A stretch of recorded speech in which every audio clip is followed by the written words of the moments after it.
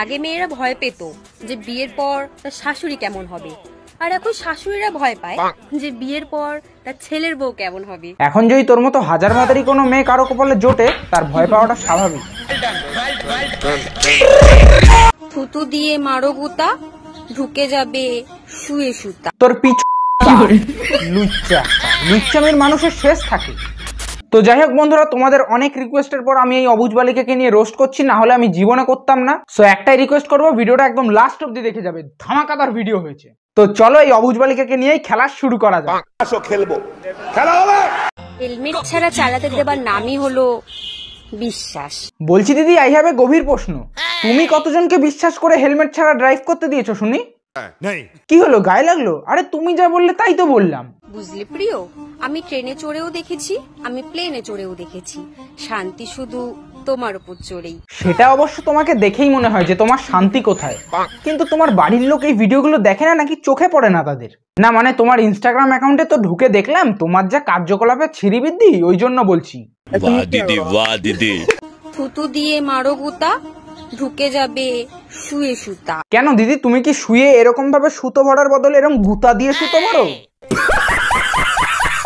Double meaning এর পুরো master আমাদের এই দিদি। বলছি দিদি, এই ডবল মিনিং এর প্রশিক্ষণটা কোথা থেকে নিয়েছো গো? না মানে পুরো গ্রুপটাকেই তাহলে আমি খুঁজে পেলে রোস্ট করতাম। সঠিক বলেছ। তারপর একদিন জানলাম সে নিয়ম করে রোজ আমার সাথে কথা বলার পরেও অন্য কাউকে ভালোবাসতো। ও বাবা দিদি, স্যাড ভিডিও কেন? কি হলো হঠাৎ স্যাড ভিডিও কেন? তোমার প্রিয় মানুষ কি তোমাকে বাদ দিয়ে অন্য কাউকে খুঁজে থুতু দিয়ে মারো গুতা দিয়ে চলে গেছে নাকি? আরে মামনি, রাগ করছো কেন? তোমার লজিক তোমাকেই। খুব দারুণ লজ্জার ব্যাপার। পাশের বাড়ির ছেলেটা আমাকে দেখলেই হাসে, নিজেও ফাঁসবে আর আমাকেও ফাঁসাবে। দেখো মামুনি, এখন যদি রাতের জিনিস হঠাৎ করে দিনের বেলায় দেখা যায়, তাহলে তো নর্মাল মানুষ দেখে হাসবেই। আই মিন ভূতের কথা বললাম। মাঝে মাঝে নিজের নামে এমন এমন কথা শুনি যা আমি নিজেও জানি না, আর কে রটাচ্ছে তাও জানি না। যেদিন জানতে পারবো, শুটিয়ে লল করে দেব, নোংরামি বার করে দেব, ঠিক আছে? ও বাবা দিদি, ইনস্টাগ্রামে এত নোংরা নোংরা ভিডিও বানানোর পরেও এত অ্যাটিটিউড। আমার হনেস্ট রিপ্লে কি জানো তো? 12 জনের নিয়ে আবার আরি বাবার গুহার অহংকার করে।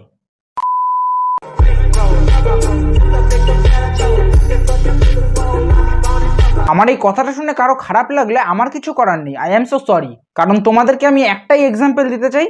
দেখবে করোনা ভাইরাসকে দূর করতে গেলে অ্যান্টিভাইরাস লাগতো, মানে যেই ভাইরাস করোনা ভাইরাসের সাথে লড়াই করে করোনা ভাইরাসকে দূর করবে। তো এদের মতো কিছু মানুষদের শিক্ষা দিতে গেলে এদের থেকেও খারাপ পর্যায়ে যেতে হবে। শরম করো, ভগবান সে ডরো, ভোসড়ি वालो, ভগবান সে ডরো। কবি বলেছেন, পুরুষ তুমি কার? পুরুষ বলেছেন, যখন যাকে অনলাইন পাই তখন আমি তার। না মামনি, কোন কবি বলেছে সেটা তুমি আজ বলো। কোন কবি বলেছে? তুমি যে প্রতিটা ভিডিওতে বলো যে কবি বলেছেন, কবি বলেছেন, কোন কবি বলেছেন? আমার তো মনে হয় তোমাকে পার্সোনালি জনি কবি এসে বলে যায় এইসব কথাবার্তা। আচ্ছা। আর তুই যে পুরুষের নাম নিয়ে উল্টো পাল্টা কথা বলছিস, যাদের নাম নিচ্ছিস সেগুলো একটা পুরুষ না রে, সেগুলো সব কটা ছাপরি। ক্লাস 6 এর মেয়ে স্ট্যাটাস দিচ্ছে, স্বামী থাকলে সঙ্গে, শীত লাগে না অঙ্গে। তোমরা যে ক্লাস 6 এ কেমন ছিলে তা তোমাদের কন্টেন্ট দেখে ভালোই বোঝা যায়।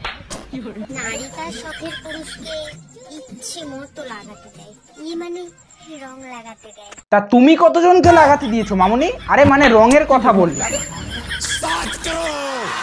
তোমাকে তো দেখেই মনে হয় যে আরে মানে মানে ওই সব জায়গার এক্সপার্ট।